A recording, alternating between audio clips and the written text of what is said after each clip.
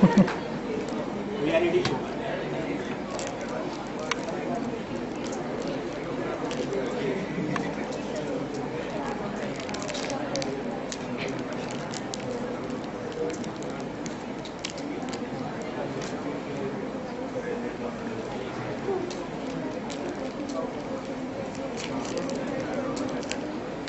अभी गड्ढा पूरा बढ़ नहीं रहा जिसके अंदर मैं पानी बनाता, तो इसकी जगह मैं डायरेक्टली पानी लगा के दिखा देता हूँ कि वो भी लगाना कितना आसान है। वाटर का एक पैकेज आता है यूनिटी के साथ, जिसको हम इंपोर्ट कर लें और इसके अंदर पूरा पानी का टेक्सचर होता है विद डिटेल्ड ग्राफिक्स।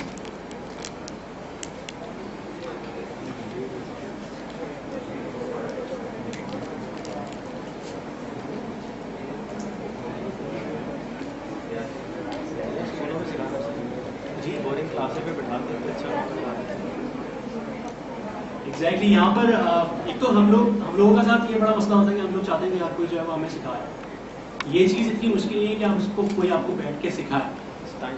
इंटरनेट बहुत ज़बरदस्त है, गूगल है, आपको ट्यूटोरियल्स मिलेंगे, हर चीज़ मेरे पास अपने पास ट्यूटोरियल्स पड़े हैं, आप चाहें तो मुझसे ले लें। बहुत आसान चीज़ है, बस डिटर्मिनेशन होनी चाहिए सीखने की। और जिस तरह की वो शशकी वाला गेम दिखाते हैं, आप इस पर बना सकते हैं, सब चीज़ें वैसे बना सकते हैं जैसे इसमें ट्रेलर में दिखाई। इसमें देखिए तो ये पूरा वाटर बन गया, वाटर का पूरा एक पैकेज है, डे लाइट वाटर। हम इसको यहाँ से यहाँ पर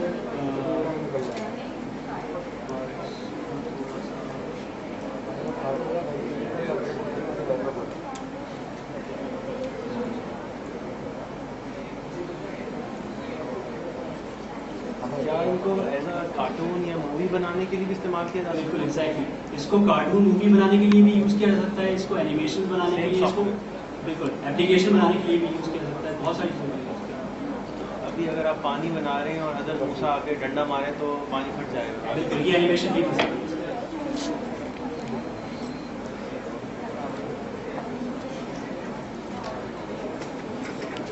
यहाँ पर आप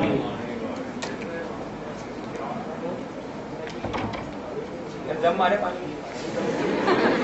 अच्छा पानी में जंप मारने के बाद ये गीला नहीं होगा, क्योंकि इस पानी के अंदर ये इसको आर पार कर जाएगा। ये पानी सिर्फ एक लेयर है,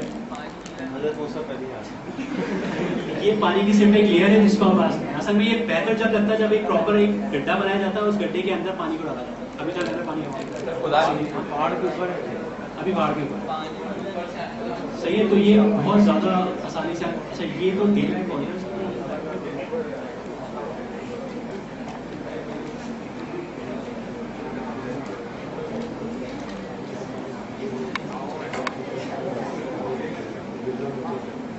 थोड़ा सा और पानी का टेक्सचर जो है वो क्लियर हो गया।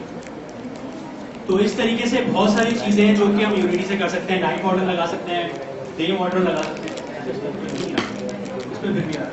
खैर, तो ये सब चीजें यूनिटी में बहुत आसानी से हो सकती है। मैं ये बोलूँगा कि कम से कम आप लोग इस टूल को थोड़ा सा ढूंढें, इसके बारे में पढ़ें किस तरीके से डेवलपमेंट होती है, और ज़्यादा मुश्किल नहीं। फेसबुक पे, ट्विटर पे हम लोग अवेलेबल होते हैं और आराम से आप जब कोई कोई मसला हो तो आप मुझसे पूछ सकते हैं, कोई भी मसला। इसके अलावा क्वेश्चंस अगर हो, अपना नंबर और फेसबुक आईडी दीजिए।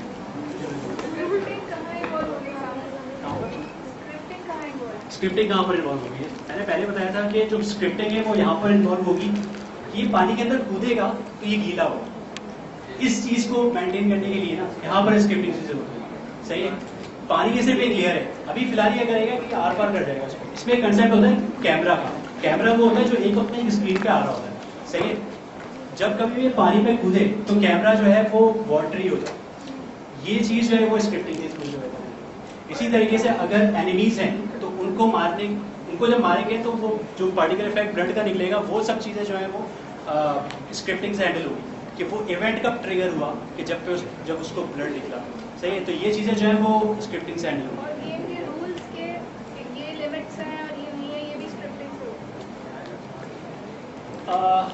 स्क्रिप्टिंग से भी हो सकती हैं और नॉर्मल इसको हम GUI पे बना सकते हैं। लेकिन एक बात, इसकी जो GUI है ना वो बहुत ख़राब है। GUI in a sense buttons, menus, unity के मेन्यूज वगैरह बहुत ख़राब है, क्योंकि इस चीज़ के लिए बना नहीं है।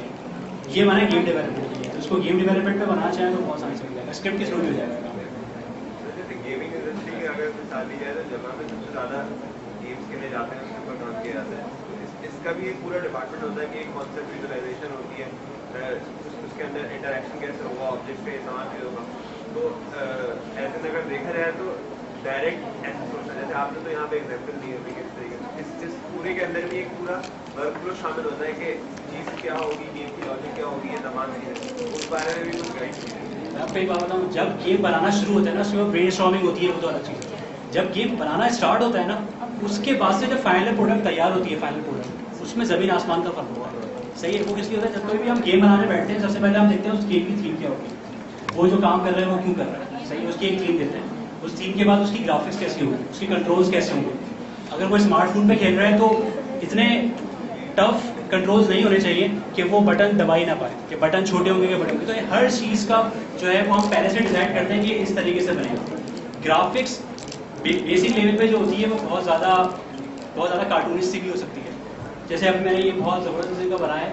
इसके अलावा अगर हम जब कोई नया गेम बनाए तो उसके मॉडल शुरू में जो हम आसान छोटे कम पॉलीगॉन्स वाले रखेंगे, लेकिन जब उसको हम डेवलप करते जाएंगे तो उसको हम इम्प्रूव करते जाएंगे। मतलब मेरा कहना है कि ग्राफिक्स जो है वो एक अच्छा रैपर है, बाकी जो असल चीज़ है वो तो अंदर है, जो कोड लॉजिक या प्रोग्रामिंग तमाम चीज़ें।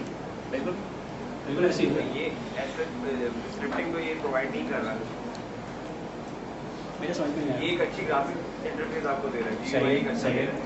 बाकी जो लॉजिक कोड लॉजिक है उसका Okay. जैसे नेटबीन्स वगैरह के अंदर खुद लिखना होता था सब कुछ, वैसे यहाँ पे क्या करना है। देखिए, जब कभी भी यूनिटी के ना दो पार्ट्स हैं, एक पार्ट है ग्राफिक्स का और दूसरा पार्ट है स्क्रिप्टिंग का। सही है, ग्राफिक्स ये बहुत जबरदस्त है। आप बोल रहे हैं कि स्क्रिप्टिंग में कितनी हेल्प करता है। ये स्क्रिप्टिंग में इतना फ्लेक्सिबल है कि आप इसमें 3 लैंग्वेजेस में स्क्रिप्ट कर सकते हैं एक साथ, C#, जावास्क्रिप्ट, BWO और पाइथन, 4 में कर सकते हो। तो 4 लैंग्वेजेस में आपको 4 में से कोई भी आती है, आप पूरा गेम करा सकते हो। और C# तो हर किसी को आती है, जावास्क्रिप्ट हर किसी को आती है, क्योंकि उसमें कुछ होता है, उसमें फंक्शंस होते हैं, फंक्शन बनाओ, वार बनाओ और लिखो, करते जाओ। सही है, तो ये बहुत ज़्यादा, इस केस में बहुत ज़्यादा फ्लेक्सिबल है। ये इसका मोनो डेवलपर है जिसके अंदर हम स्क्रिप्टिंग लिखते हैं, जिसमें हम क्लासेस लिखते हैं। ये मैंने क्लास खोली है माउस ऑर्बिट की, और ये जावास्क्रिप्ट में लिखी हुई है। तो सारे वही function start, function late, update. अच्छा, by the way, late update और अपडेट का जो फंक्शन होता है ना, ये वो फंक्शन होता है जो 1 सेकंड में 60 दफ़ा चलता है, यानी कि ये वो फंक्शन होता है जो गेम लूप होता है। सही है, और इसके अलावा वेरिएबल्स होते हैं, वेरिएबल्स की वैल्यू से खेलना होता है। अगर हम अपनी स्क्रिप्ट बनाएंगे तो उसमें हम अपने जो है वो चीज़ें लिखेंगे, और उन ग्राफिक्स को हैंडल करने के लिए हम इस स्क्रिप्ट में उनके रेफरेंसेस मंगाते हैं, यानी कि उस ऑब्जेक्ट को पूरा उठा के स्क्रिप्ट में मंगाते हैं, उसमें चेंजेस करके वापस रेंडर कराते हैं। तो ये चीज़ होती है पूरी। इसके अलावा कुछ और? क्या वजह है पिकअप नहीं कर रहे हैं? Why is it not so common? वैसे मतलब एक मैं बात तो ये industry में कि हूँ, फिर भी मुझे नहीं पता उसके। गेम डेवलपमेंट एक बहुत ज़्यादा पैशनेट चीज़ है। अगर आपको पैशन नहीं है ना, आप गेम डेवलपमेंट नहीं कर सकते, और पैशन इस उम्र में बहुत कम होता है। सही है, तो वो असल में आके बाद में पता चलता है। बहुत से लोगों को तो बाद में पता ही चलता। वो लोग क्या होते हैं कि अगर iOS पे लगे हुए तो iOS पे लगे हुए, वो वक्त के साथ अपने आप को चेंज नहीं करते, जैसे आपने बोला था। ये चीज़ चेंज के लिए बहुत ज़्यादा ज़रूरी है।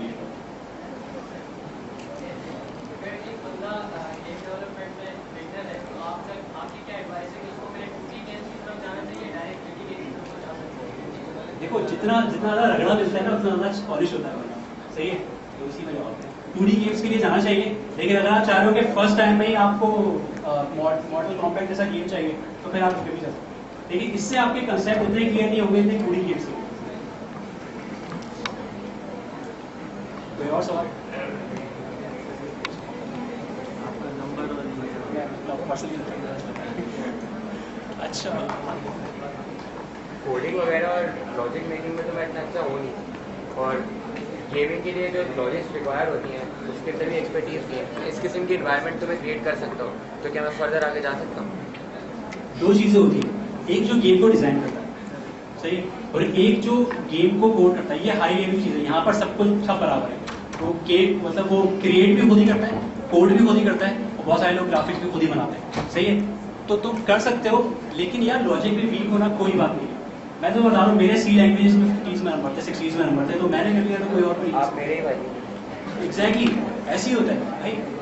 उसने बोला ना, you don't have to be a genius to code, और यही चीज़ है, आपको जीनियस नहीं होता। आप आप पहचान नहीं पाते अपने आप को कि यहाँ से ये सब्जेक्ट में नंबर कम आए तो प्रोग्राम नहीं बन पाते और नहीं हो सकता काम। और इस वजह से बताओ पेंसिल कागज पर मुझसे प्रोग्राम बनाओगे ना, मैं भी उतना अच्छा नहीं बना सकता जितना मैं कंप्यूटर में बना सकता हूँ। सही है, तो ये बहुत सारी चीज़ें होती है जो कि मिलजुल के आपको एक अच्छा प्रोग्रामर भी बना देती है। तो अगर लॉजिक की बात है, लॉजिक स्ट्रांग ना होना ये कोई रीज़न नहीं होता, आप आराम से कर सकते हो। इस फील्ड में गेम डेवलपमेंट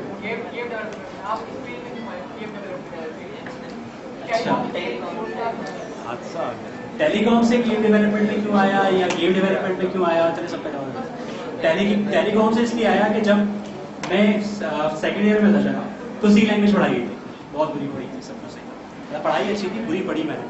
सही है, उसके बाद प्रोग्रामिंग पूरे 4 सालों में कहीं नहीं। सही है, एक दफ़ा यहाँ पर कॉल हुआ कि यार टेस्ट है पुलिस का, आ जाओ, यूनिवर्सिटी प्रोग्राम है उनका जो नॉन CS बैकग्राउंड के लेते हैं, तो मैंने चलो दे देते हैं। 3 प्रोग्राम्स आए, दिमाग काम करा, तीनों प्रोग्राम्स बिल्कुल सही बन गए। सही है, सही भी बने तो किसी लैंग्वेज में नहीं बने, सी लैंग्वेज में भूल चुका था फाइनल ईयर तक। सही है, मैंने सिर्फ सीडो कोड लिखा, लक ने साथ दिया, लेकिन मेरी मेहनत भी थी क्योंकि लॉजिक बन गए। सही है, उसके बाद मैं उस इंडस्ट्री के अंदर चला गया। 6 महीने की एक्सटेंडेड ट्रेनिंग हुई, एंड्रॉइड डेवलपमेंट आती थी थोड़ी बहुत खुद से कर एंड्रॉइड डेवलपमेंट में पहले गया, उसके बाद फिर गेम डेवलपमेंट में आ गया। गेम डेवलपमेंट में 2D गेम्स बने, उसके बाद मैं लकी था कि मुझे 3D गेम्स पे काम करने का मौका मिला। मेरे पास 2 ऑप्शन थे, उन्होंने पूछा था मुझसे कि तुम्हें एडोब एयर पे काम करना है या यूनिटी 3D पे काम करना है, तो मैंने बोला कि मुझे यूनिटी पे काम करना है। यूनिटी उस वक्त तक मुझे इतना आइडिया भी था कि यूनिटी इतना ज़्यादा स्ट्रॉन्ग है, लेकिन फिर भी यूनिटी ने यहाँ पर भी मेरी लक थी। तो लक कहीं कहीं मैटर करती है। सही है, ज़्यादा मैटर करती है आपका हार्ड वर्क। सही है, इसके अलावा जवाब मिल गया आपको? बस सबको अपना नंबर बता दें, आप बैठे हैं। ओके, मेरा नंबर मैं लिख देता हूँ तो ज़्यादा बेहतर हो जाएगा।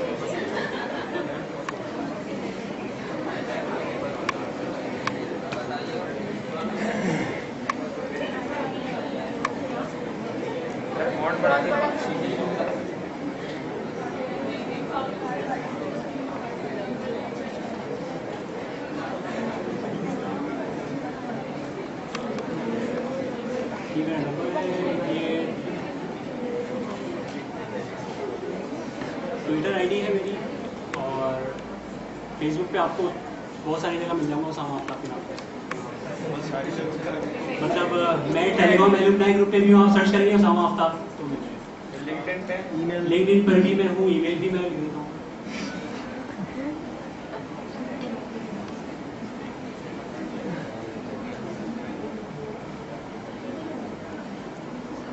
और लिंक्डइन पर भी मैं उसामा आफ्ताब 80 के रेफरेंस आपको मिल जाऊँगा। इसके अलावा कोई चीज़? अच्छा, एक चीज़ बहुत बुरी होती है इसमें कि आप जब इस फील्ड में आते हो आपको डिवाइसेस जो है वो बुरी लगती है, क्योंकि आप दिनों रात उसी पे काम कर रहे हो। तो अभी मेरा मोबाइल बजा था तो मैंने ये मोबाइल रखा तो ये मुझे इससे याद है। सही है, तो सर रैप उमर मुमताज़ बहुत देर से वो छीनने की। Thank you very much.